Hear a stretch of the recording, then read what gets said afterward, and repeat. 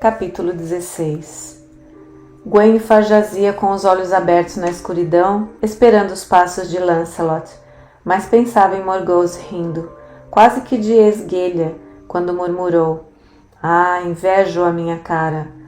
Cormac é um bom jovem e bastante vigoroso, mas não tem a graça e a beleza de seu amante." Gwenfar inclinara a cabeça e nada dissera. Quem era ela para desprezar Morgause quando fazia o mesmo? Mas era perigoso demais. O bispo no último domingo pregara um sermão sobre o mandamento do adultério, dizendo que a castidade das esposas repousava na própria raiz do modo de vida cristão, uma vez que apenas a castidade das mulheres casadas redimia o pecado de Eva.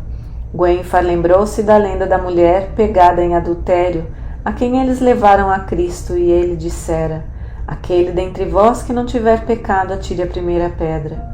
Não houvera ninguém inocente o suficiente para fazê-lo, mas aqui em sua corte havia muitas pessoas que não tinham pecado, com até o próprio Arthur para atirar a primeira pedra. Cristo dissera para a mulher: "Vai, não peques mais", e isso era o que ela devia fazer. Não era o seu corpo que ela desejava. Morgause, rindo-se da luxúria do jovem que era seu amante, não acreditaria quão pouca diferença isso fazia para qualquer dos dois. Raramente, de fato, ele a tomara daquela forma pecaminosa e desonrosa. Só naqueles primeiros anos, quando eles tiveram a aquiescência de Arthur para tentar e ver se Gwenfar poderia dar um filho ao reino. Houvera outras maneiras de encontrar prazer que ela pensava serem menos pecaminosos, menos violadores dos direitos de cônjuge de Arthur sobre o seu corpo. E ainda assim, não era isto que ela desejava tanto. Queria apenas estar com ele. Era algo, pensou, mais da alma do que do corpo. Por que devia um Deus de amor condenar isto? Ele talvez condenasse o pecado que haviam cometido, pelo qual ela se penitenciara várias vezes. Mas como podia ele condenar isto, que era o mais verdadeiro amor? Não privei Arthur de nada que ele desejasse ou precisasse de mim. Ele tinha de ter alguma rainha, uma dama, para manter seu castelo. De resto, ele não desejava nada de mim, a não ser um filho, e não fui eu, mas Deus quem lhe negou isso. Houve o barulho de passos suaves na escuridão e ela sussurrou: "Lancelot?" "Não." O brilho de uma pequena lâmpada na escuridão a confundiu. Por um momento ela viu que lhe pareceu o rosto amado rejuvenescido. Então soube quem devia ser. "Como ousa? Minhas damas não estão tão distantes que eu não possa chamá-las, e ninguém acreditará que eu o convidei a vir ter comigo." "Fique quieta", ele disse.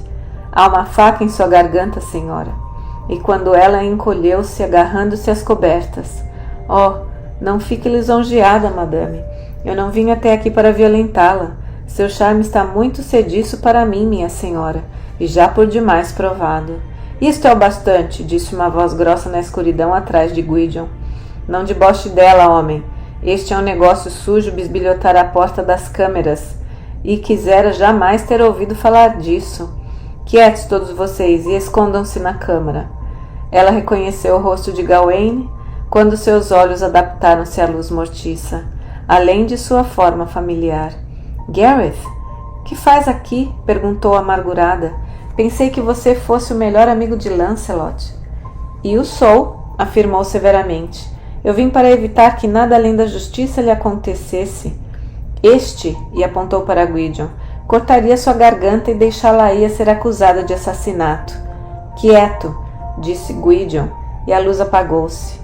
Gwenfar sentiu a faca espetar-lhe a garganta. "Se disser uma palavra para avisá-lo, madame, cortarei sua garganta e aproveitarei para explicar minhas razões para o senhor Arthur." A ponta afundou-se na carne de Gwenfar até que ela recuou com a dor, imaginando que fora ferida. Ela podia ouvir pequenos barulhos, o roçar de trajes, o bater de armas rapidamente abafados.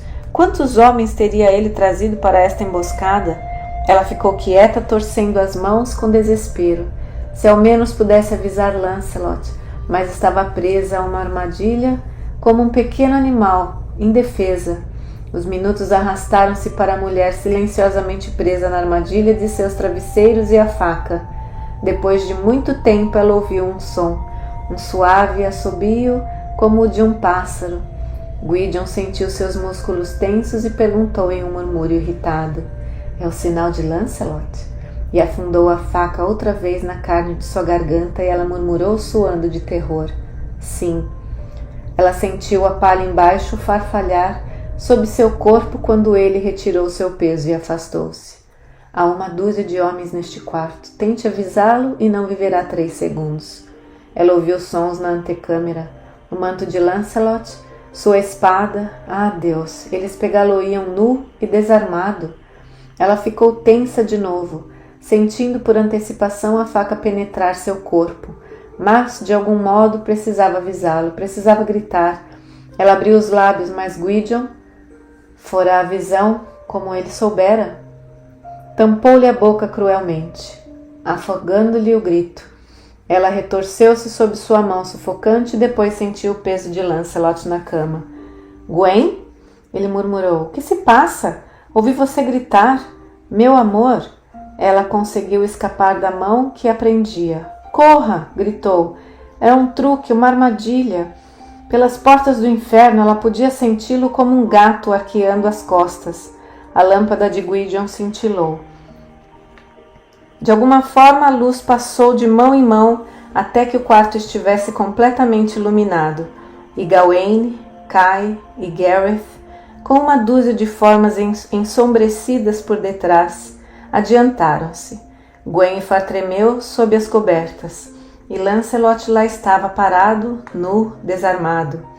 "Mordred", disse com desprezo, "tal truque é bem próprio de você."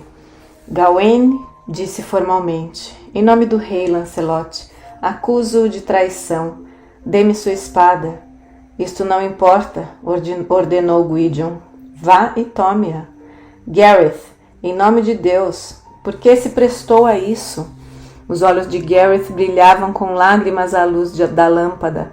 "Nunca acreditei que pudesse fazê-lo, Lancelot. Quisera Deus que eu perecesse numa batalha antes de ver este dia." Lancelot abaixou a cabeça e Gwenfar viu seus olhos em pânico moverem-se em torno do quarto. E ele murmurou: "Oh Deus, Pellinor me olhou assim quando eles vieram com as tochas para tirar-me da cama de Elaine. Devo trair a todos, todos?" Ela queria estender-lhe a mão, dizer da sua pena e dor, abrigá-lo em seus braços, mas ele não a olhava. "Sua espada", pediu Gawain calmamente, "e vista-se, Lancelot. Não o levarei nu e desonrado à presença de Arthur. Muitos homens já testemunharam a sua vergonha." "Não deixe que ele pegue sua espada", uma voz sem rosto na escuridão protestou. Mas Gawain obrigou o falante a calar-se. Lancelot afastou-se lentamente, foi para a pequenina antecâmara onde deixara suas roupas, armadura e armas. Ela ouviu-o vestir-se. Gareth estava com a mão na espada, quando Lancelot entrou no aposento, vestido, mas desarmado, com as mãos à vista. "Fico contente que venha conosco sem lutar", comentou Gwydion. "Mãe?" Ele virou-se para as sombras e Gwenfar viu consternada a rainha Morgause ali. "Tome conta da rainha. Ela ficará a seu cargo até que Arthur a chame." Morgause avançou até o lado da cama. Gwenfar nunca notara antes como ela era grande e como a linha de seu queixo era agressiva. "Venha, minha senhora, vista-se. Eu ajudá-la-ei a prender seus cabelos. Não quero aparecer nua e despudorada diante do rei. E fique feliz por haver aqui uma mulher. Estes homens," ela olhou com desprezo para eles, "pretendiam pegá-lo quando estivesse realmente dentro da senhora." Gwenfar encolheu-se com a brutalidade das palavras. Lentamente, com dedos trêmulos, começou a colocar suas vestes. "Devo vestir-me diante de todos estes homens?" Gwydion não esperou para que Morgause respondesse. "Não tente enganar-nos, mulher despudorada. Ousa fingir que ainda tem alguma decência ou modéstia? Vista essa roupa, madame. A minha mãe enfiar-lhe-á sobre a senhora como um saco." Ele a chama de mãe. Não admira que Gwydion seja tão cruel e agressivo. Se foi criado pela rainha do reino de Lot. Entretanto, Gwenfar considerara sempre Morgause apenas uma mulher preguiçosa, alegre e divertida. O que levaria a isto? Ela estava sentada, quieta, amarrando os cordões do sapato. Lancelot perguntou calmamente. É a minha espada que quer, então? Sabe que sim, Gawain confirmou. Ora, então, movendo-se mais rápido do que os olhos pudessem seguir, Lancelot atracou-se com Gawain e, com um outro movimento semelhante ao de um gato, pegou a espada do próprio Gawain de suas mãos. Venha e pegue, maldito! E com a espada de Gawain golpeou Gwydion, que caiu na cama, lamentando-se com um grande corte em suas costas sangrando. Então, quando Kai adiantou-se com a espada na mão, Lancelot pegou uma almofada na cama e empurrou Kai para trás com ela. E este desabou sobre os homens que avançavam e tropeçaram nele. Ele pulou na cama e disse baixo e rápido para Gwenfar: Fique quieta e apronte-se. Ela suspirou, encolhendo-se a um canto. Todos vinham contra ele outra vez. Ele atravessou um com a espada, derrubou o outro, e sobre o corpo deste último brandia sua espada contra os atacantes cobertos pelas sombras. A forma gigantesca de Gareth arrastou-se lentamente no chão. Lancelot já lutava com mais um, porém Gwydion, sangrando, gritou: Gareth! E atirou-se sobre o corpo de seu irmão adotivo. Naquele momento de dor, Gwydion ajoelhou-se soluçando sobre o cadáver de Gareth. Gwenfar sentiu Lancelot pegá-la em seus braços, girar, matar alguém à porta. Nunca soube quem era. E então, já de pé no corredor, Lancelot empurrava-a com uma pressa frenética para a frente. Alguém atacou-o. Lancelot matou-o. E eles continuaram a correr. Vá para os estábulos, ele mandou. Cavalos e fora daqui, rápido. Espere, ela segurou seu braço. Se nos entregarmos à misericórdia de Arthur, ou se você escapar e eu ficar para enfrentá-lo, Gareth talvez quisesse justiça, mas com as mãos de Gwydion nisto, pensa que um de nós jamais alcançará o rei com vida? Bem fiz ao lhe dar o nome de Mordred. Ele correu com ela para os estábulos, atirando-se agilmente sobre a sela do cavalo. Não há tempo para procurar o seu cavalo. Você cavalgará na minha garupa. E segure-se bem, pois terei de passar pelos guardas no portão. E Gwenfar deu-se conta de que ela via um novo Lancelot. Não o seu amante, mas o guerreiro endurecido. Quantos homens ele matará esta noite? Ela não teve tempo de temer, enquanto ele a levantava e a colocava na cela. Agarre-se a mim. Não terei tempo de tomar conta de você.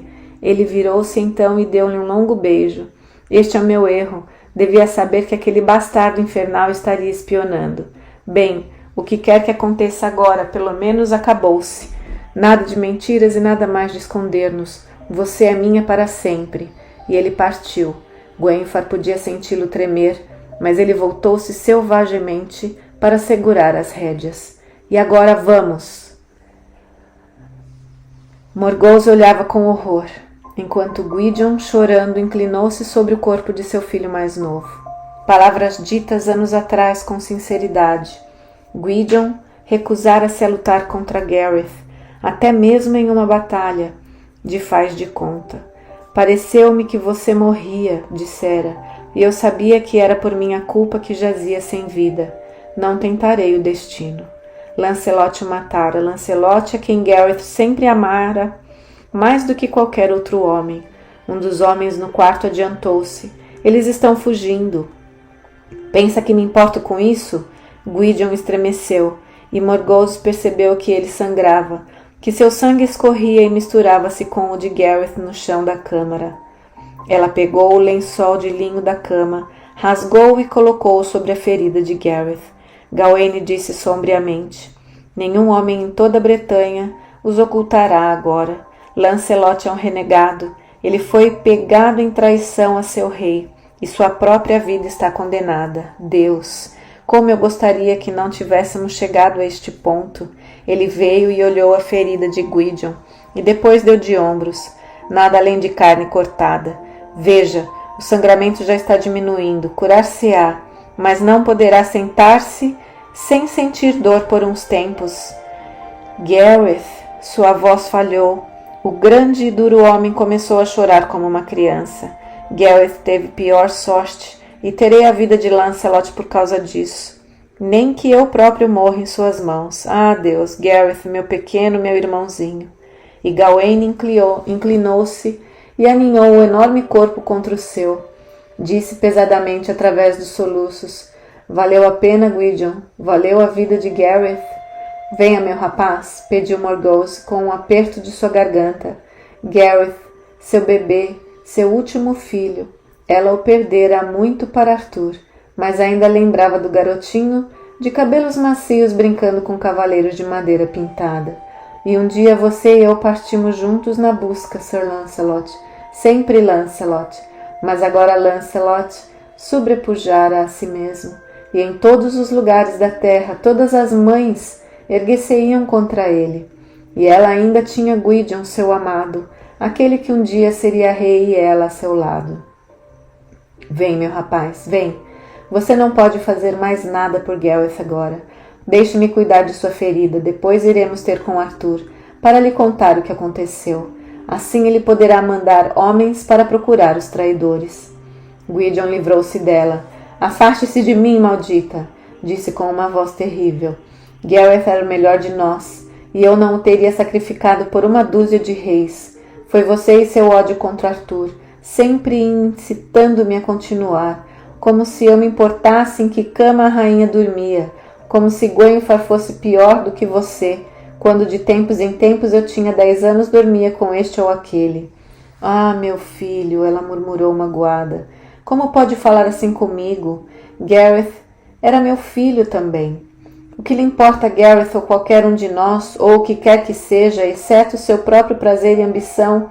Você me instigava a tomar o trono, não por minha causa, mas para ter poder, e afastou-se dela retorcendo as mãos. Volte para o reino de Lot, ou para o inferno, e se o diabo quiser, mas se eu puser os olhos em você outra vez, juro que esquecerei tudo, exceto que foi você a assassina daquele a quem amei, o meu irmão. E quando Gawain empurrou sua mãe para fora da câmara, ela podia ouvir Gwydion chorando de novo. Ah, Gareth, preferia ter morrido antes. Gawain disse rápido. Cormac, leva a rainha para seus aposentos. Os braços fortes de Cormac abraçaram-na depois que eles desceram para o salão. Depois daquele terrível lamento ter ficado para trás, Morgause começou a respirar livremente outra vez. Como pudera ele rejeitá-la assim? Quando ela fizera algo que não fosse por causa dele, ela precisava mostrar um luto decente por Gareth, mas Gareth era homem de Arthur. E certamente Gwydion dar-se-ia conta, mais cedo ou mais tarde. Ela olhou para Cormac. Não posso andar rápido, ande um pouco mais devagar. Certamente, senhora. Ela estava muito consciente de seu braço enlaçando-a, segurando-a, deixou-se recostar um pouco nele. Ela vangloriara-se com Gwenfar de seu jovem amante, mas jamais o levara para sua cama. Ela o mantivera esperando, oscilando, voltou sua cabeça contra seus ombros. Você tem sido leal à sua rainha, Cormac. Sou leal à minha casa real, como todo o meu povo sempre tem sido, disse o jovem em sua própria língua, e ela sorriu. Eis meu quarto. Ajude-me a entrar? Sim. Eu mal posso andar. Ele apoiou-a e colocou-a sobre a cama. É seu desejo que eu chame suas damas? Não, murmurou segurando-lhe as mãos, consciente de que suas lágrimas eram sedutoras. Tem sido leal para comigo, Cormac, e agora esta lealdade deve ser recompensada. Venha cá. Ela estendeu os braços, fechando os olhos, depois os abriu, chocada quando ele a empurrou para longe. Acho que está perturbada, madame, ele balbuciou. O que pensa que sou? Por quem me toma? Ora, senhora, tenho tanto respeito pela senhora quanto pela minha avó. Devo tirar vantagem de uma mulher velha como a senhora quando está sofrendo? Deixe-me chamar sua camareira, e ela dar-lhe-á uma boa poção, e eu esquecerei o que disse na loucura da dor, madame. Morgause podia sentir o golpe na boca do estômago, golpes repetidos em seu coração. Minha própria avó? Velha? Loucura de dor? O mundo todo de repente enlouquecera. Gwydion insano com sua ingratidão, este homem que a desejara por tanto tempo rejeitava-a. Ela queria gritar, chamar os criados e fazer com que ele fosse chicoteado até que suas costas ficassem púrpura como seu sangue e as paredes soassem com seus gritos pedindo misericórdia. Mas, até mesmo quando abriu a boca para fazer isso, todo o peso de sua vida desceu sobre ela como uma pesada exaustão. Sim, concordou entorpecida. Não sabia o que dizer. Chame minhas damas, Cormac, e diga-lhes para trazerem-me vinho. Partiremos ao amanhecer para o reino de Lot. E quando ele saiu, sentou-se na cama sem forças para levantar as mãos. Estou velha. Perdi meu filho Gareth, perdi Gwydion, e jamais serei rainha em Camelot. Já vivi demais. Capítulo final 17. Agarrando-se às costas de Lancelot, seu vestido puxado acima dos joelhos e as pernas nuas caídas, Gwenfar fechou os olhos enquanto cavalgavam com dificuldade através da noite. Ela não tinha a mínima ideia de para onde estavam indo. Lancelot era um estranho, um guerreiro com a face endurecida, um homem que ela jamais conhecera. Houve um tempo, pensou, que eu teria ficado horrorizada de ficar ao relento assim à noite. Mas ela sentia-se excitada, bem disposta, no seu íntimo aviador, também em luto pelo gentil Gareth, que fora como um filho para Arthur, e merecia uma vida melhor do que ter sido abatido daquela forma. E se perguntava se Lancelot sabia ao menos quem ele matara. E lamentou o fim de seus anos com Arthur, e todos aqueles que ela compartilhara por tanto tempo. Mas, para o que acontecera esta noite, não havia retorno. Ela inclinou-se para a frente a fim de ouvir Lancelot acima da corrente do vento. Temos que parar em algum lugar logo, o cavalo precisa descansar. E se cavalgarmos durante o dia, meu rosto e o seu são conhecidos por todo este lado do país. Ela meneou a cabeça, assentindo. Não tinha fôlego para falar. Depois de algum tempo, entraram em uma floresta pequena onde ele parou e levantou-a gentilmente da traseira do cavalo. Conduziu o cavalo para a água e depois estendeu seu manto no chão para ela sentar-se. Lancelot fixou o olhar na espada ao seu lado. Eu ainda tenho a espada de Gawain. Quando eu era rapaz, ouvi lendas sobre a loucura da luta, mas não sabia que estava em nosso sangue. E suspirou pesadamente. Há sangue na espada. Quem eu matei, Gwen? Ela não podia suportar a visão de sua mágoa e culpa. Houve mais um. Sei que golpeei Gwydion. Mordred, maldito seja. Sei que o feri quando ainda estava em meu juízo perfeito, suponho. Sua voz emudeceu. Que não tive a sorte de matá-lo?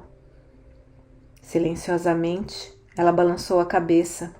Então quem? Ela não disse, e ele inclinou-se e tomou seus ombros tão rudemente que por um momento Gwenfar teve medo do guerreiro que jamais fora seu amante. Gwen, conte-me, em nome de Deus, matei meu primo Gawain? Isto ela podia responder sem hesitação, contente que ele tenha perguntado por Gawain. Não, eu juro, não foi Gawain. Podia ter sido qualquer um, disse ele, olhando a espada e estremecendo. Juro-lhe, Gwen, eu nem sabia que tinha uma espada na mão.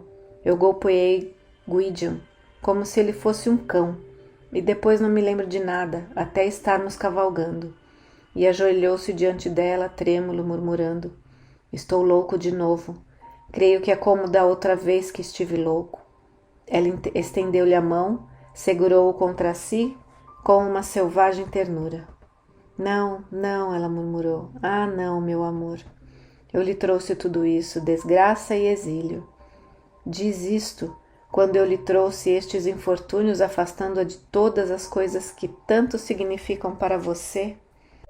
Desesperada, ela apertou-se contra ele e suspirou. Quisera Deus que o tivesse feito antes. Ah, não é demasiado tarde, sou jovem outra vez com você ao meu lado, e você jamais foi tão bela, meu querido amor. Ele empurrou-a para o manto, rindo em abandono. Ah, agora não há nada para se interpor entre mim e você, ninguém para nos interromper. Ah, Gwen, Gwen. Quando ela conchegou-se em seus braços, lembrou-se de um nascer do sol no quarto do castelo de Mellegram. Era como agora, e agarrou-se a ele como se nada mais houvesse no mundo, nada além dos dois. Eles dormiram um pouco, enrolados juntos no manto, e acordaram ainda um nos braços do outro. O sol procurava-os entre os galhos verdes. Ele sorriu tocando seu rosto. Sabe, nunca antes acordei em seus braços sem medo. Apesar de tudo, estou feliz. E riu com uma nota de selvageria, aparecendo no riso.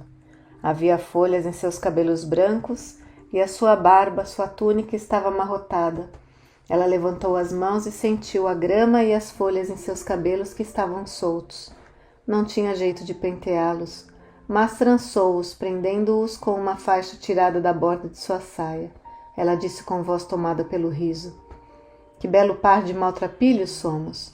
Quem reconheceria a Rainha Suprema e o bravo Lancelot? Isto lhe importa? Não, meu amor, nem um pouco. Ele tirou as folhas e a grama dos cabelos e da barba.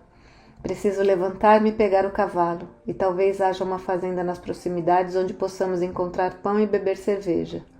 Não tenho uma única moeda comigo, nem nada que valha dinheiro, exceto minha espada e isto. E tocou um pequeno alfinete de ouro na túnica. Por um momento, pelo menos, seremos mendigos, até que alcancemos o castelo de Pelennor. Ainda tenho uma casa lá onde vivi com Elaine e criados, e ouro, também para pagar nossas passagens para além-mar. Virá comigo para a Bretanha Menor, Gwenfar? Para qualquer lugar, ela murmurou com voz trêmula, e naquele momento realmente tinha esta intenção. Para a Bretanha Menor ou Roma, ou para o país além do fim do mundo, apenas queria estar com ele para sempre. Puxou-o para si outra vez, e esqueceu tudo em seus braços. Mas quando horas mais tarde ela colocou-a sobre o cavalo e partiram em passo mais lento, ela ficou silenciosa, perturbada. Sim, sem dúvida eles poderiam ir para além-mar. Entretanto, quando as façanhas da noite anterior se espalhassem, vergonha e desdém cairiam sobre Arthur, de forma que, para salvar sua honra, ele teria de procurá-los onde quer que estivessem. E mais cedo ou mais tarde, Lancelot descobriria que matara o amigo que era a pessoa a quem mais amava, com exceção de Arthur. Ele o fizera num momento de loucura, mas ela sabia o quanto o sofrimento e a culpa o consumiriam, e com o tempo lembraria quando a olhasse, não que ela era seu amor, mas sim que ele matara seu amigo sem o saber por sua causa, e que ele traíra Arthur por sua culpa. Se tivesse que lutar contra Arthur por causa dela, acabaria odiando-a. Não, ele ainda a amaria, mas jamais esqueceria o preço em que sangue alguém pagara para ele possuí-la. Jamais qualquer dos dois, amor ou ódio, apoderar-se-iam dele, mas ele viveria com ambos, corroendo seu coração duplamente, e um dia destroçariam sua mente e ele enlouqueceria outra vez. Ela aconchegou-se ao calor de seu corpo, inclinando sua cabeça contra suas costas, e chorou. Sabia pela primeira vez que era mais forte do que ele, e isto cortou seu coração como uma espada mortal.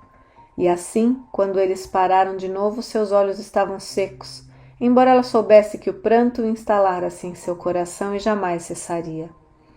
Não irei para além-mar com você, Lancelot, nem levarei discórdias entre os cavaleiros da Távola Redonda.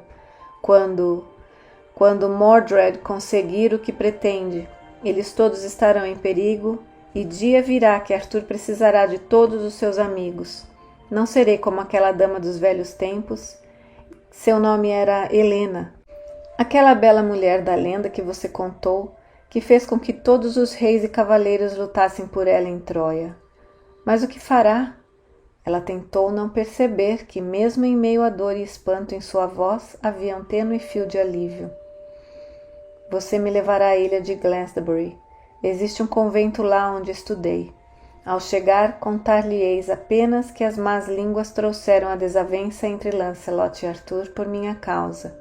Quando algum tempo tiver passado, enviarei notícias a Arthur para que ele saiba onde estou, e que não segui você, e assim vocês poderão fazer as pazes com honra. Ele protestou. Não posso deixá-la ir. Mas ela sabia com dor no coração que não teria dificuldade em persuadi-lo. Talvez contra todas as probabilidades, ela esperara que ele lutasse por ela, que ele a levasse para a Bretanha Menor, com a força absoluta de sua vontade e paixão. Mas este não era o feitio de Lancelot. Era como era, e o que quer que ele fosse, deste modo e de nenhum outro. Ele sempre fora assim, quando ela começou a amá-lo, e assim o era agora. E assim ela amá-lo-ia pelo resto de sua vida. E por fim, ele parou de lutar contra ela, virando o cavalo em direção a Glastonbury. A longa sombra do templo atravessava as águas quando eles pisaram afinal no barco que as levaria à ilha, e os sinos da igreja soavam o Ângelus. Gwenfar inclinou a cabeça e murmurou uma prece. Maria, Santa Mãe de Deus, tende piedade de mim, uma pecadora. E então, por um instante, pareceu-lhe que estava sob uma grande luz, como no dia em que o Graal atravessara o salão. Lancelot sentava-se na proa do barco com a cabeça baixa.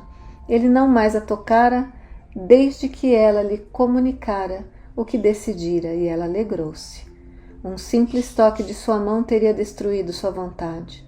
A bruma pairava sobre o lago, e por um momento pareceu-lhe ver uma sombra, como se fosse a sombra de seu próprio barco, uma barca ornada de preto, com uma figura escura na proa. Mas não era. Era apenas uma sombra, uma sombra. O barco tocou a praia. Ele ajudou-a a saltar. Gwenfar, tem certeza? Tenho, afirmou, tentando parecer mais segura do que se sentia. Então irei com você até a porta do convento, ele falou.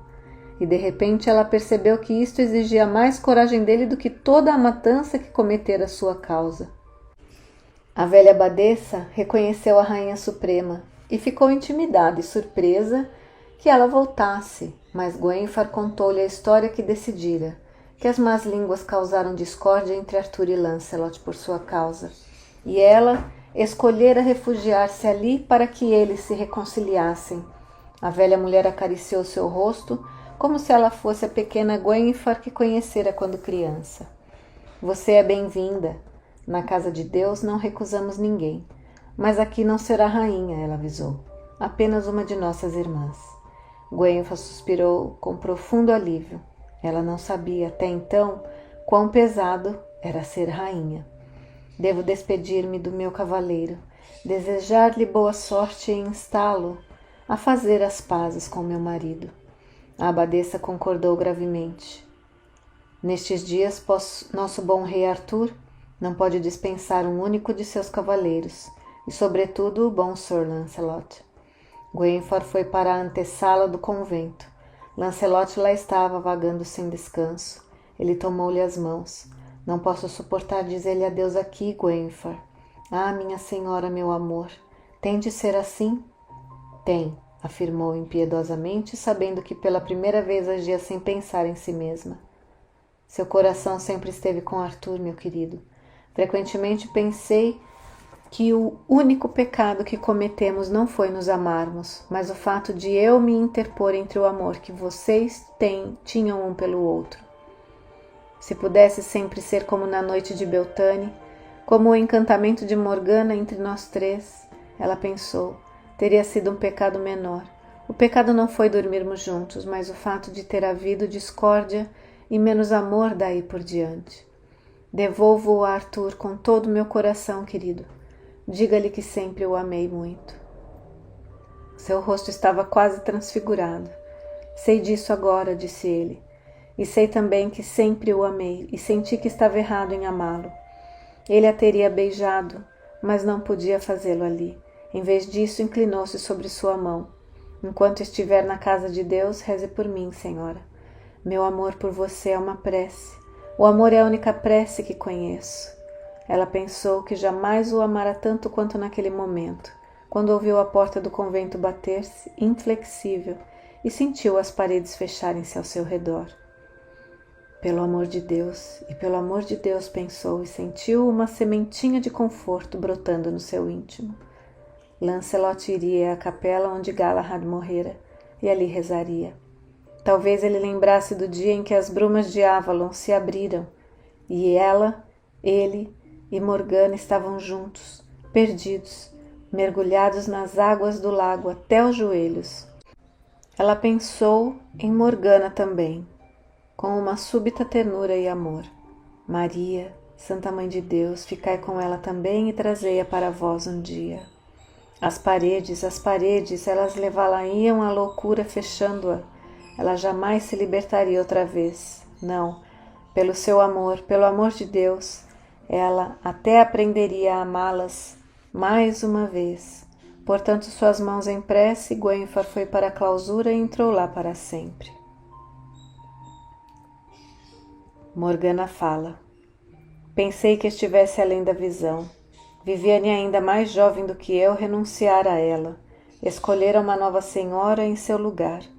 Não havia ninguém para sentar-se no santuário da senhora depois de mim, e ninguém para aproximar-se da deusa. Eu compreendi isso em defesa quando Niniane morreu, e não pude estender minha mão para impedi-lo. Liberei este monstro no mundo, e aqueci com o movimento que o faria derrubar o Gamo-Rei. E vi de longe quando na Ilha do Dragão o santuário foi derrubado e o veado caçado das florestas sem amor, sem desafio, sem pedir a ela, que era a guardiã do veado, apenas flechas ao longe e a lâmina da lança. Seu povo caçado como o seu animal. As mudanças ocorriam no mundo. Houve tempos em que ela viu Camelot também deslizando nas brumas e as guerras destruindo o país outra vez. Os nortistas, que eram seus novos adversários, saqueando e queimando. Um novo mundo e novos deuses.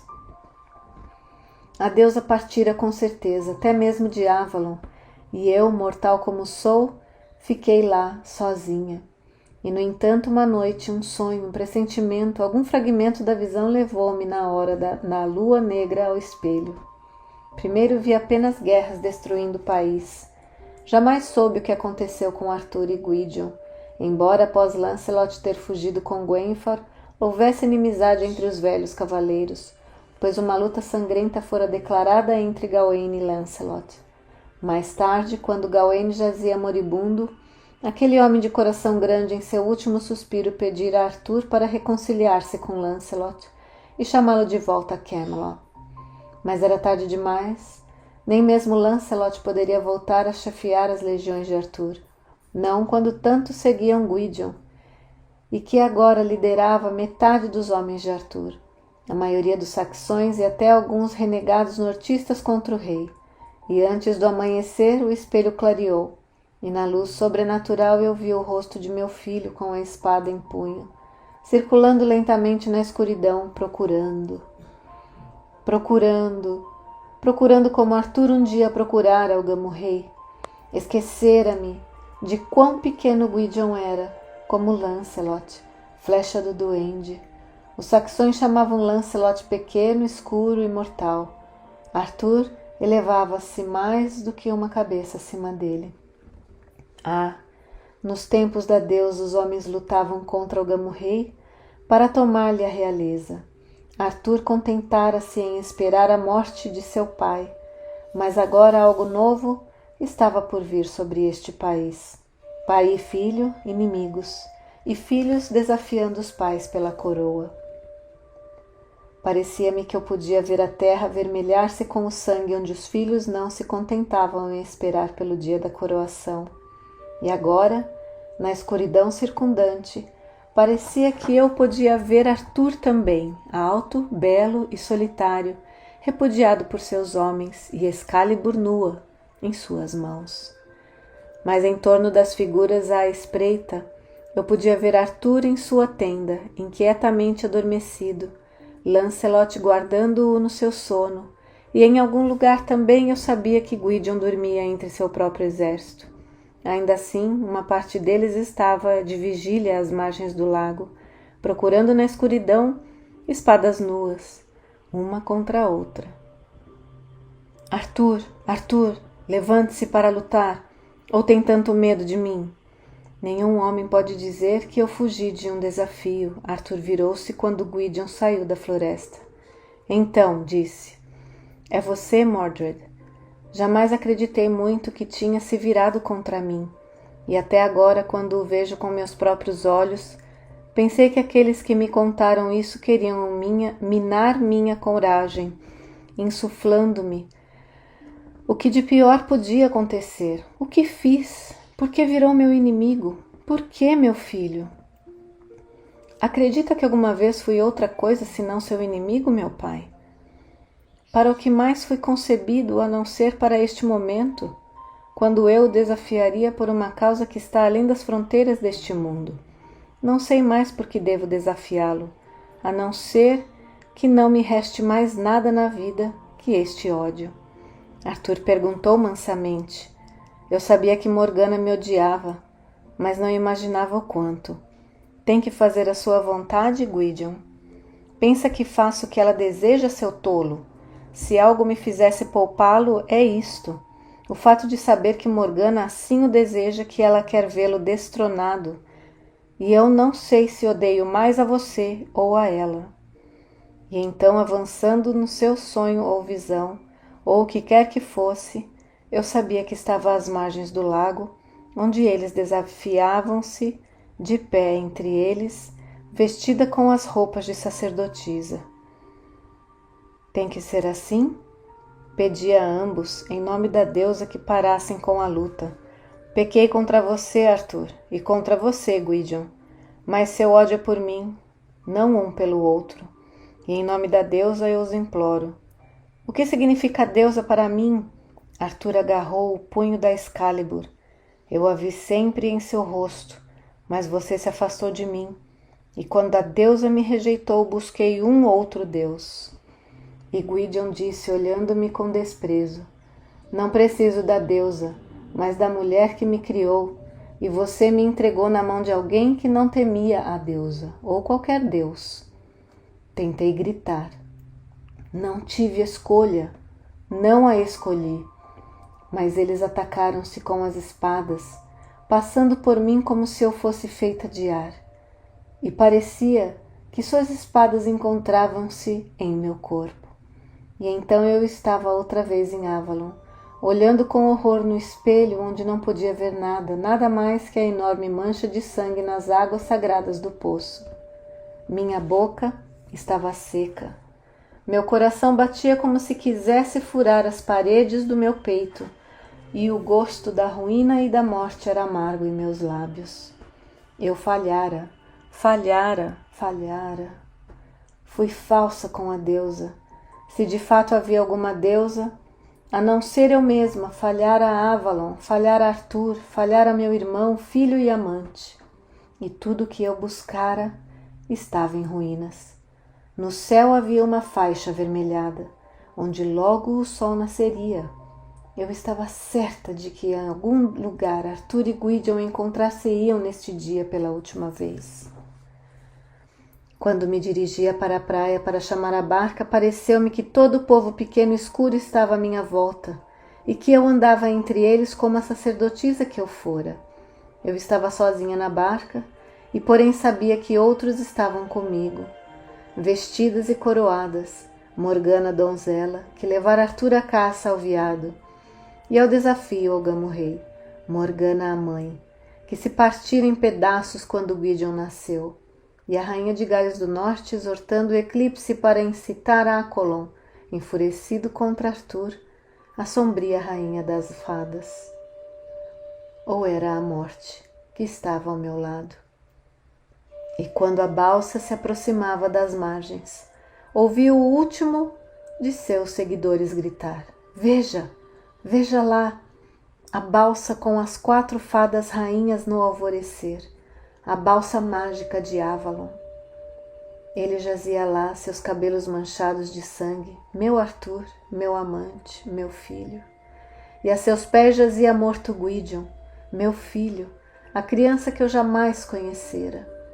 Inclinei-me e cobri seu rosto com meu próprio véu, e eu sabia que era o fim de uma era. No passado, o jovem Gamo derrubara o Gamo-rei e tornara-se Gamo-rei em seu lugar. Mas o Gamo fora morto, e o Gamo-rei matara o jovem Gamo, e não haveria ninguém depois dele. E o Gamo-rei precisava morrer por sua vez. Ajoelhei-me ao seu lado. A espada, Arthur, Excalibur. Segure-a em suas mãos e atire-a nas águas do lago. A sagrada regalia fora-se para sempre deste mundo, e a última delas, a espada Excalibur, precisava partir com ela, mas ele murmurou protestando, segurando-a firme. Não, precisa ser mantida para aqueles que vierem depois, para lutar por suas causas, a espada de Arthur. E olhou nos olhos de Lancelot. Tome-a, Galahad. Não ouve as trombetas de Camelot chamando a legião de Arthur? Tome, pelos cavaleiros. Não, eu lhe disse com serenidade. Esse dia acabou. Ninguém depois de você deve pretender ou reclamar a espada de Arthur. Afrouxei seus dedos gentilmente do cabo. Tome, Lancelot, murmurei suavemente, mas lance-a bem longe nas águas do lago. Deixe que as brumas de Avalon escondam-na para sempre. Lancelot fez o que eu lhe dissera silenciosamente. Não sei se ele me via ou quem ele pensava que eu era, e aninhei Arthur contra meu peito. Sua vida desaparecia rápido. Eu sabia disso, mas não tinha mais lágrimas. Morgana, ele sussurrou. Seus olhos estavam intrigados e cheios de dor. Morgana, foi tudo isto por nada. O que fizemos e tudo o que tentamos fazer, por que falhamos? Esta era minha própria pergunta, e eu não tinha nenhuma resposta, mas ela veio de algum lugar. Você não falhou, meu irmão, meu amor, meu filho. Você manteve esta terra em paz por muitos anos. Por isso os saxões não a destruíram. Afastou a escuridão para uma geração inteira, até que eles fossem homens civilizados com estudo, música e fé em Deus, que lutarão para salvar a beleza dos tempos passados. Se esta terra tivesse caído nas mãos dos saxões quando Uther morreu, então tudo que havia de belo e bom teria perecido na Bretanha. Então você não falhou, meu amor. Nenhum de nós sabe como ela fará cumprir os seus desígnios. Apenas que será feito. E eu não sabia, mesmo então, se o que eu falava era verdade ou se para confortá-lo com amor, como com a pequena criança que Igraine pusera em meus braços quando eu mesma era uma criança. Morgana, ela dissera, tome conta de seu irmãozinho. E assim eu o fiz, sempre. Assim eu o faria sempre. Agora e além da vida.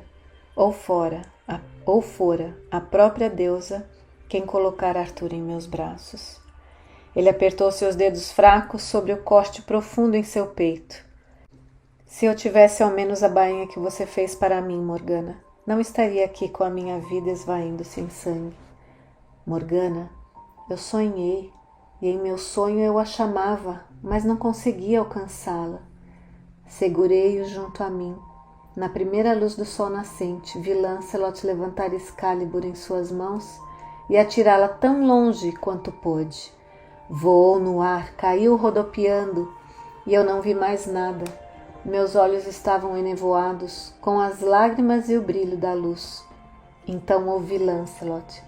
Eu vi uma mão elevando-se no lago, uma mão que segurou a espada e brandiu-a 3 vezes no ar e depois submergiu. Eu nada percebera, apenas o brilho da luz em um peixe que aparecera na superfície do lago. Mas não duvido que ele tenha visto o que disse que viu. Morgana, murmurou Arthur, é você realmente? Não posso vê-la, Morgana. Está tão escuro aqui. O sol está se pondo. Morgana, leve-me para Avalon, onde pode curar minha ferida. Leve-me para casa, Morgana. Sua cabeça pesava em meu peito, pesada como a criança em meus próprios braços infantis, pesada como o gamo-rei que viera para mim triunfante. Morgana, minha mãe chamara impaciente, tome conta do bebê. E toda a minha vida eu o carregara comigo. Segurei-o junto a mim e limpei as lágrimas de seu rosto com o meu véu, e ele estendeu a mão e segurou a minha. Mas é você realmente, é você, Morgana, voltou para mim. E está tão jovem e bela, sempre verei a Deus em seu rosto, Morgana. Você não me deixará de novo, não é? Nunca mais o deixarei, meu irmão, meu bebê, meu amor. Eu lhe sussurrei e beijei seus olhos, e ele morreu logo que a bruma se levantou e o sol raiou sobre as praias de Avalon. Epílogo. Na primavera do ano seguinte, Morgana teve um sonho curioso. Ela sonhou que estava na antiga capela cristã em Avalon, construída nos velhos tempos por José de Arimateia, que ali viera proveniente da Terra Santa. E lá, diante do altar onde Galahad morrera, estava Lancelot. Em seu sonho, ela dirigiu-se como jamais o fizera em uma igreja cristã, ao altar para a partilha do pão e do vinho. E Lancelot inclinou-se e colocou-lhe a taça nos lábios, e ela bebeu. E então, pareceu-lhe que ele ajoelhou-se por sua vez, e lhe disse: Tome este cálice, você que serviu a deusa, pois que todos os deuses são apenas um, e todos somos um, que o serve. E quando ela tomou o cálice em suas mãos para colocar nos lábios de Lancelot por sua vez, a sacerdotisa para o padre. Ele estava jovem e belo como fora há muitos anos, e ela viu que o cálice em suas mãos era o Graal.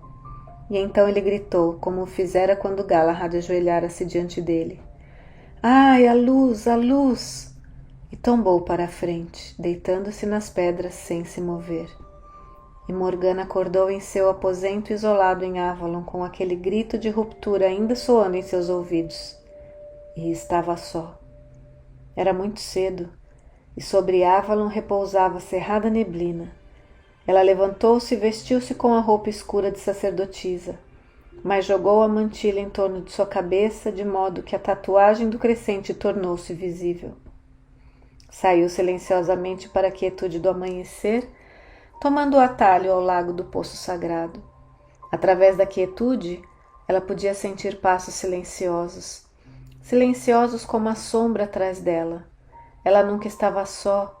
O pequeno povo escuro sempre servia, embora raramente os visse. Era sua mãe e sua sacerdotisa, e ele jamais a deixaria. Mas quando aproximou-se das sombras da antiga capela cristã, os passos cessaram gradualmente. Eles não a seguiriam neste solo. Morgana parou à porta. Dentro da capela havia um brilho de luz, a luz que eles sempre mantinham em seu santuário. Por um momento, a lembrança do sonho era tão real que Morgana foi tentada a entrar. Ela mal podia acreditar que não veria Lancelot lá, abatido pelo brilho mágico do Graal. Mas enganou-se. Ela nada tinha a fazer ali, estava fora de seu alcance. Todavia, o sonho permanecia com ela. Fora um aviso? Lancelot era o mais jovem do que ela mesma. Ela não sabia quanto tempo se passara no mundo exterior. Avalon agora perdera-se nas brumas, que estavam em Avalon, como estiveram uma vez no país das fadas, quando ela era jovem, enquanto um único ano se passava em Avalon, 3 ou 5 ou até mesmo 7 se passavam no mundo exterior. E assim, o que lhe restara fazer devia ser feito logo, enquanto ainda podia ir e vir entre os mundos. Morgana ajoelhou-se diante da sarça sagrada, murmurando uma prece à deusa, pedindo-lhe a liberação da árvore. Então cortou um galho para plantar. Não era a primeira vez que o fazia nos últimos anos. Quando quer que alguém chegasse a Avalon e voltasse ao mundo lá fora, um druida andarilho ou um padre peregrino, pois que alguns deles ainda podiam vir à antiga capela em Avalon, ela mandava com eles um galho da sarça sagrada, para que assim pudesse florescer no mundo exterior. Mas esta ela plantaria com suas próprias mãos. Nunca, exceto na coroação de Arthur, ela pisara no solo de outra ilha, a não ser, talvez naquele dia em que as brumas abriram-se e Gwenfar de algum modo caíra ou se perdera nelas. Mas agora deliberadamente ela chamava a barca, e quando estava no meio do lago enviou-a para dentro das brumas, de forma que quando voltasse a deslizar em direção à luz do sol, ela pudesse ver a longa sombra da igreja repousando sobre o lago, e ouvir a suave dobre de um sino. Ela observou seus seguidores encolherem-se com o som e sabia que ali também eles não a seguiriam nem pisariam. Então, que fosse. A última coisa que ela desejou foi ter os padres daquela ilha olhando com medo e pavor para a barca de Avalon. Invisível, deslizou para a praia e, sem ser vista, pisou-a, observando a barca enfeitada de negro desaparecer de novo nas brumas. E então, a cesta em seus braços, como qualquer mercador ou velha caminhante em peregrinação, pensou. Ela subiu silenciosamente o atalho que a levaria para fora da praia. Apenas uma centena de anos ou menos, certamente menos em Avalon. Estes mundos divergem entre si. Entretanto, o mundo já difere aqui. As árvores estavam diferentes e os caminhos, e ela parou intrigada ao pé de uma pequena colina. Certamente não havia nada que se parecesse com Avalon. Ela pensara que de algum modo a terra seria a mesma, que só os prédios estariam mudados. Afinal de contas, era a mesma ilha, separada somente por mágica mudança. Mas agora via que elas eram muito diferentes. E vislumbrou, descendo a colina em direção à pequena igreja, uma procissão de monges em seus hábitos, que seguravam consigo, caminhando em direção à igreja, um corpo num caixão. Então eu vi até mesmo o que pensei ser um sonho. Ela parou, e conforme os monges pousaram o corpo antes de levá-lo para dentro da igreja, adiantou-se e retirou a mortalha de sobre a face do morto. O rosto de Lancelot estava calmo e marcado, muito mais velho do que quando se separaram. Ela não queria pensar em quanto ele estava mais velho, mas viu isso apenas por um momento. Depois descobriu em seu rosto uma doce e maravilhosa paz. Ele jazia sorrindo, olhando para além dela, e ela sabia sobre o que os seus olhos repousavam. Ela murmurou: então, enfim, encontramos o Graal. Um dos monges que o carregava disse: porventura você o conheceu no mundo, irmã? E ela sabia que em sua roupa escura podia-se pensar que era uma deles. Ele era um parente meu, primo, amante, amigo, mas foi há muito tempo, e no fim nós éramos sacerdote e sacerdotisa. Eu pensei que assim fosse porque eles o chamavam Lancelot na corte de Arthur, nos velhos tempos, mas aqui entre nós era chamado de Galahad. Ele esteve conosco por muito tempo e fez-se padre, apenas há alguns anos. Você veio longe de sua busca de Deus, que ele não poderia desprezá-lo, meu primo. Os monges carregaram-no e levantaram-nos aos ombros. Aquele que lhe falara pediu: reze por sua alma, irmã. E ela inclinou-se a cabeça. Não podia sofrer, não agora, quando ela vira o reflexo daquela luz distante em seu rosto. Mas não seguiluía na igreja. Aqui é o véu tênue. Aqui Galahad ajoelhou-se e viu a luz do Graal na outra capela, a capela de Avalon, e alcançou-o através dos mundos, e morreu. E enfim Lancelot seguira seu filho. Morgana andava vagarosamente ao longo do caminho, aprontando-se para o que viera a fazer. Que diferença fazia agora?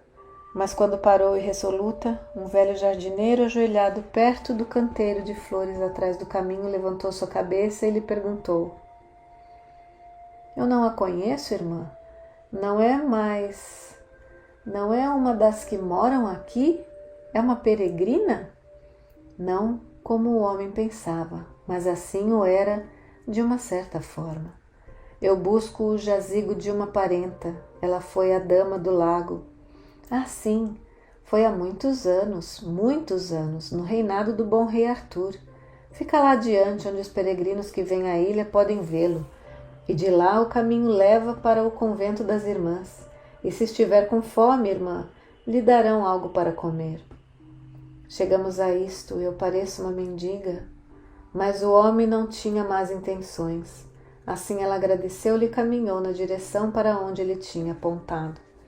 De fato, Arthur construíra para Viviane um túmulo nobre, mas quem repousava ali não era Viviane.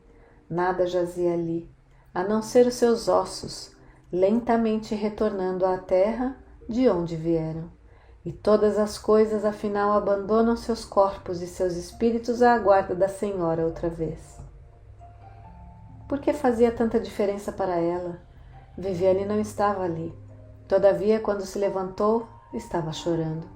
Depois de algum tempo, uma mulher com vestes escuras muito parecidas com ela mesma, um véu branco na cabeça, aproximou-se. Por que chora, irmã? Aquela que descansa aqui está em paz e nas mãos de Deus. Ela não precisa do seu pranto, mas talvez fosse parenta sua? Morgana sentiu, inclinando a cabeça para esconder as lágrimas. Rezemos por ela, contou a freira, pois embora não saibamos seu nome, disseram-nos que era amiga e benfeitora do bom rei Arthur nos dias que já se foram. E baixou a cabeça e murmurou algumas preces, e até quando rezava os sinos ainda tocavam. Morgana afastou-se. Então, no lugar das harpas de Avalon, Viviane tinha apenas estes sinos e salmos monótonos? Nunca pensei que estaria lado a lado com uma dessas freiras, unindo-me a ela na prece, mas logo lembrou-se do que Lancelot dissera em seu sonho. Leve este cálice, você que serviu a deusa, pois o que todos somos são deuses, são um. Venha ao claustro, irmã, convidou a freira sorrindo e pousando sua mão em seus braços. Deve estar com fome e cansada. Morgana foi com ela até os portões do claustro, mas não podia entrar. Não estou com fome, mas se puder dar-me um pouco de água. Claro! A mulher de preto entrou e uma jovem veio e trouxe a jarra com água que despejou em um copo e disse quando Morgana a levou aos lábios: bebemos apenas a água do poço. É um lugar santo, sabe? Era como se a voz de Viviane soasse em seus ouvidos. A sacerdotisa bebe apenas água do poço sagrado. A freira e a jovem vestidas de negro voltaram-se e inclinaram a cabeça diante de uma mulher que saía do claustro. E a religiosa que a guiara disse-lhe: esta é a nossa abadesa. Morgana pensou: eu já a vi em algum lugar. Mas, enquanto pensava, a mulher disse: Morgana? Não me reconhece? Pensamos que já estivesse morta há muito tempo. Morgana sorriu-lhe confusa. Sinto muito, não se lembraria de mim, embora a tenha visto algumas vezes em Camelot. Eu era muito mais jovem, meu nome é Lyonors. Fui casada com Gareth, e depois de todos os meus filhos cresceram, vim para cá a fim de terminar meus dias. Veio para o funeral de Lancelot, então? Ela sorriu. Ou devia ter dito Padre Galahad, mas é difícil lembrar, e agora ele está no céu e não importa. Sorriu de novo. Nem sei quem é o rei agora, ou se Camelot ainda está de pé. Há guerra no país de novo, e não é como nos tempos de Arthur. Tudo me parece muito distante, acrescentou com desprendimento. Vim para visitar o túmulo de Viviane. Ela foi enterrada aqui, lembra-se? Eu vi o túmulo, disse a abadesa, mas foi antes mesmo de eu ter chegado a Camelot. Tenho um favor para lhe pedir, e Morgana tocou a cesta em seus braços. Isto é a sarça sagrada que cresce nas colinas de Avalon, onde dizem que o pai adotivo de Cristo enterrou seus seguidores que morreram. Naquele solo ela nasceu. Gostaria que plantar um ramo de sarça em seu túmulo. Plante-a se assim o quiser, concordou Lyonors. Não vejo como alguém poderia objetar-se a isso. Parece-me certo que deva estar aqui no mundo e não escondido em Avalon. Ela olhou para Morgana desapontada. Avalon? Veio daquela terra impura? Morgana pensou: em outros tempos eu ter-me-ia zangado com ela. Não é impura. O que quer que os padres digam, Lyonors, falou gentilmente. Pensa bem. Teria o pai adotivo de Cristo enterrado seus seguidores lá, se a terra não lhe parecesse boa? O Espírito Santo não está em toda parte? A mulher inclinou a cabeça. Tem razão. Mandarei que as noviças a ajudem com o plantio. Morgana preferia estar só, mas sabia que a intenção era gentil. As noviças pareciam-lhe não passar de crianças, moças de 19 ou 20 anos, tão jovens que ela se perguntou, esquecendo-se de que ela própria tornara-se sacerdotisa quando tinha 18 anos. Como podiam elas saber o suficiente sobre as coisas espirituais para escolherem vidas como esta? Ela pensara que as freiras em um convento deviam ser tristes e sombrias, sempre conscientes daquilo que os padres falavam sobre o pecado de ter nascido mulher, mas estas eram inocentes e alegres como pardais, falando alegremente com Morgana de sua nova capela e convidando-a a repousar seus joelhos enquanto cavavam elas próprias o buraco com as suas pás. E é algum parente seu que está enterrado aqui? Perguntou uma das moças. Pode ler o que diz? Jamais pensei que aprenderia a ler, pois minha mãe disse que não era apropriado, mas quando vim para cá eles disseram-me que eu precisava ser capaz de ler no missal. E agora eu posso ler em latim. E orgulhosamente ela leu. O rei Arthur mandou erigir este túmulo para sua parente e benfeitora, a Senhora do Lago, morta por traição na corte de Camelot. Não posso ver a data, mas foi há muito tempo. Ela deve ter sido uma mulher muito santa, disse uma outra moça, pois Arthur, dizem, foi o melhor e o mais cristão de todos os reis. Ele jamais enterraria uma mulher aqui, a menos que fosse uma santa. Morgana sorriu. Elas lembravam-na das moças da casa das donzelas. Eu não a chamaria de santa, embora a amasse. Em seu tempo havia quem a chamasse de feiticeira perversa. O rei Arthur nunca enterraria uma feiticeira perversa entre as pessoas santas, afirmou a moça. E quanto à feitiçaria, bem, há padres ignorantes e gente ignorante que estavam sempre prontos a acusar uma mulher de bruxaria se ela fosse apenas um pouco mais sábia do que eles eram.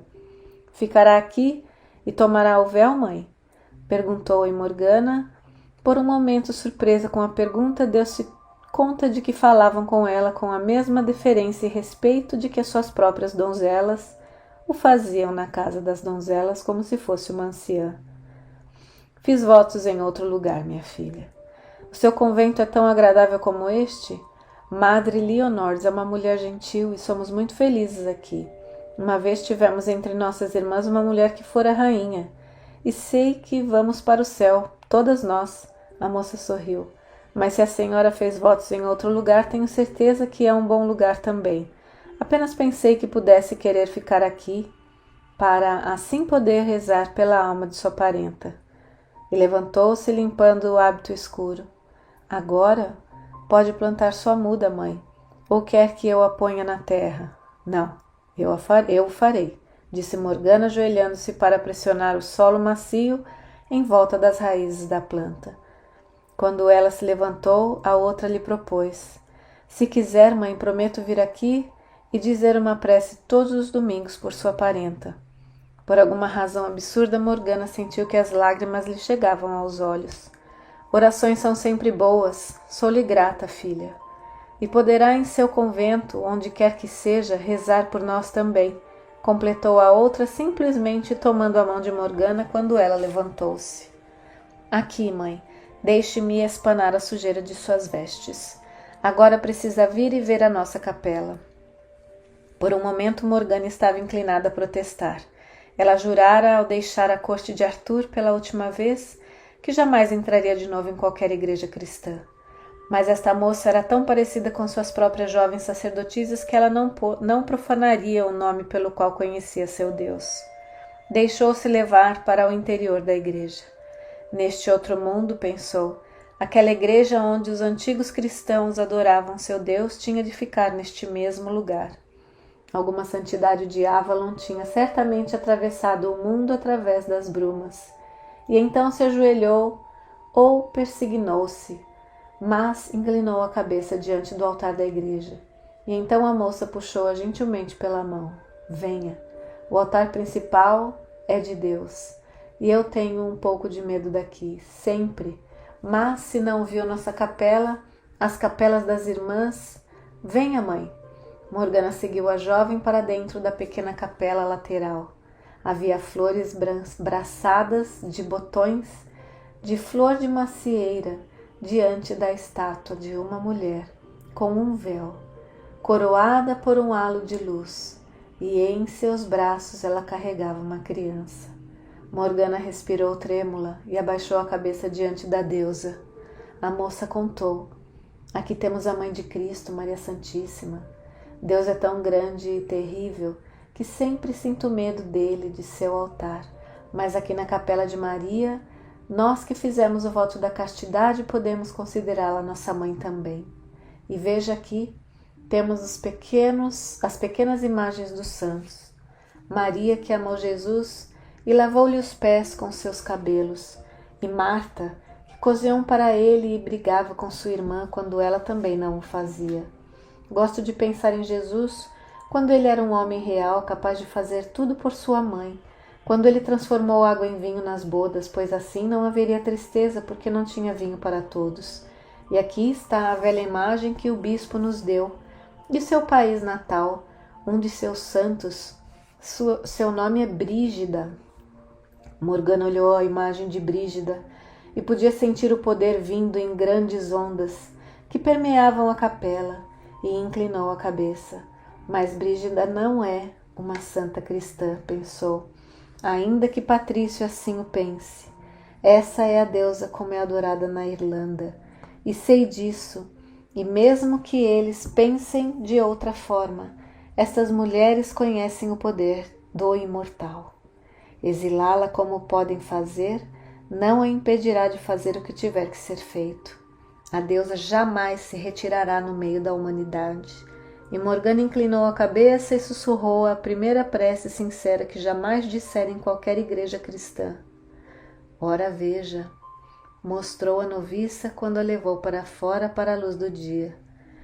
Temos uma das sarças sagradas aqui também, não aquela que plantou no túmulo de sua parenta. E pensei que eu podia intrometer-me nisso. Morgana meditou certamente. A sarça sagrada viera por si só de Avalon, movendo-se como as coisas sagradas que foram retiradas de Avalon para o mundo dos homens, onde era mais necessária. Permaneceria oculta em Avalon, mas seria mostrada aqui no mundo também. Sim, tem a sarça sagrada, e nos dias que estão por vir, tanto tempo quanto durar esta terra, no Natal toda rainha receberá a sarça sagrada como símbolo dela, que é rainha, tanto no céu como em Avalon. Não sei do que está falando, mãe, mas agradeço por sua bênção, sorriu a jovem noviça. A abadesa, à espera na casa de hóspedes, tomará o de jejum com a senhora, mas se quiser talvez possa ficar na capela de Nossa Senhora antes de rezar um pouco. Algumas vezes, quando se está a só com a Santa Mãe, ela pode tornar-nos as coisas claras. Morgana sentiu, incapaz de falar, e a jovem continuou. Muito bem, quando estiver pronta, venha para a casa de hóspedes. Ela apontou e Morgana voltou para o interior da capela, inclinou a cabeça e, entregando-se afinal, afundou-se sobre os joelhos.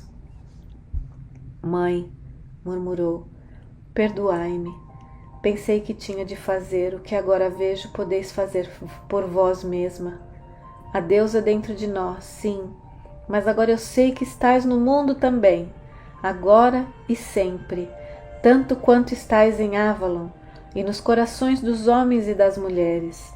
Ficai comigo também, guiai-me, dizei-me o momento em que deverei deixar-me levar por a vossa vontade.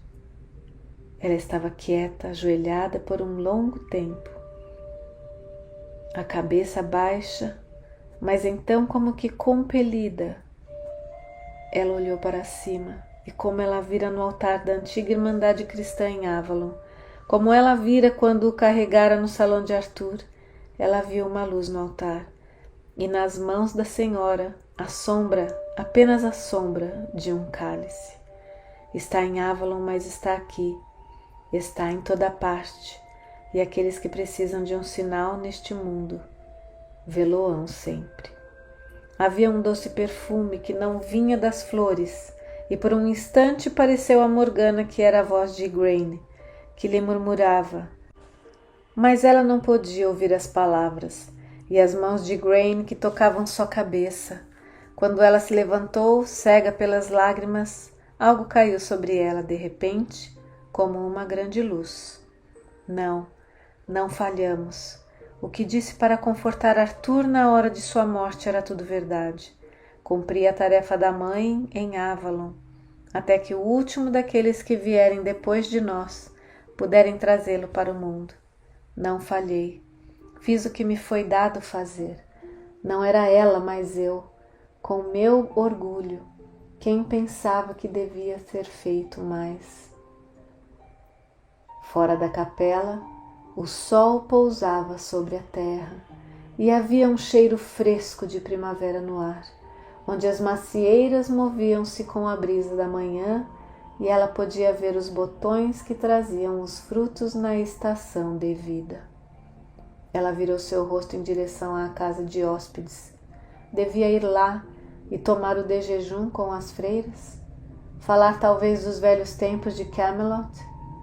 Morgana riu gentilmente. Não, ela estava cheia de ternura, por elas como pelas macieiras em flor, mas aquele tempo passara, e virou as costas para o convento e desceu para o lago ao longo do caminho. Aquele era um lugar onde o véu que existia entre os mundos era tênue. Ela não precisava mais chamar a barca, ela só precisava caminhar através das brumas aqui e chegaria a Avalon. A sua tarefa estava cumprida.